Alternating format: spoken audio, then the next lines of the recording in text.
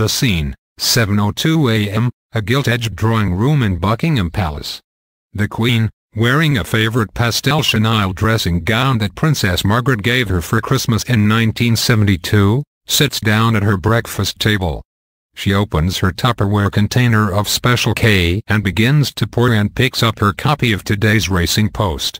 Suddenly, she notices the headlines in the newspapers lying underneath. Cereal goes flying. Because one is most displeased by the antics of the newest member of her family who has flown the palace coupe to indulge in a crazy rich royal weekend in New York. Last week, the Duchess of Sussex was in the Big Apple, enjoying afternoon teas at Parisian café chain La Tourerie, quick jaunts to the Met Museum, shopping at French baby brand Bonpoint, and dinners at the Polo Bar, a restaurant where a quick steak will set you back $80. Every step of this luxurious, expensive trip has been chronicled by the vast, roving horde of paparazzi who have captured her every arrival and departure. In each shot, Meghan is positively beaming, like the cat that just ate all the macarons. In fact, it is hard, if not impossible, to find pics of her looking this overjoyed since she officially joined the firm back in May last year.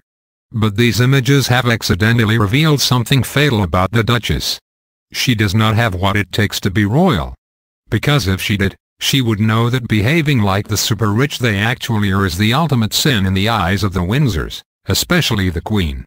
The hotel room where Amal Clooney and Serena Williams just hosted Meghan's official baby shower is the biggest penthouse suite in the United States and costs $103,000 a night. Obviously, they have rented the space for 2 nights.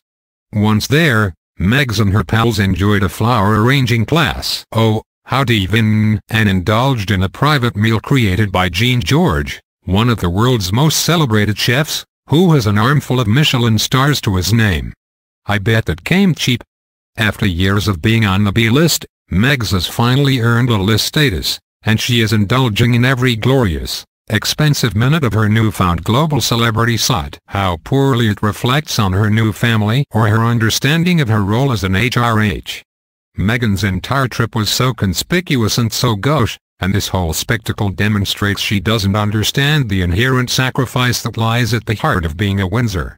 That is, while you can afford to live a crazy, opulent, wonderful existence of truffled finger sandwiches and ridiculous 6-figure hotel suites, you just can't, no matter how much you want to.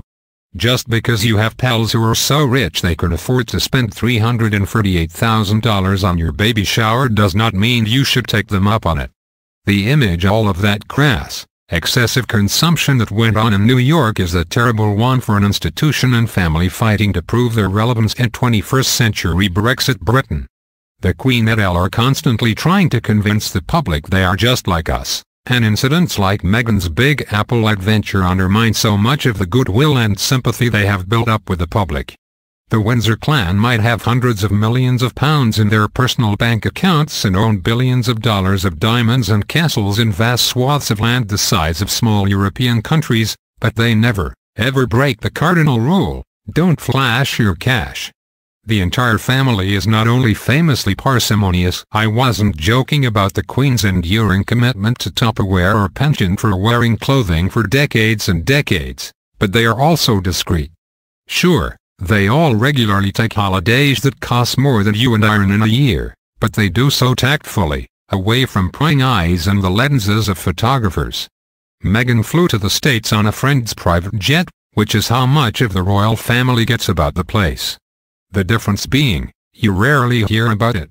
After nearly 18 months living in Kensington Palace and being ensconced in the bosom of royal life, the former Suits star clearly has failed to grasp the fundamental need to behave with tact and to be as humble as possible when out in public. There have been multiple reports that Prince William voiced his reservations about Meghan's suitability to join the royal family. These last few days of her crassly flitting about New York are starting to make it look like he might have been right.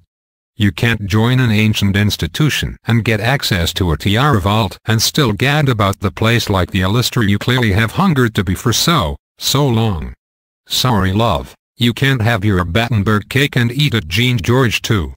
You've royally messed up this time.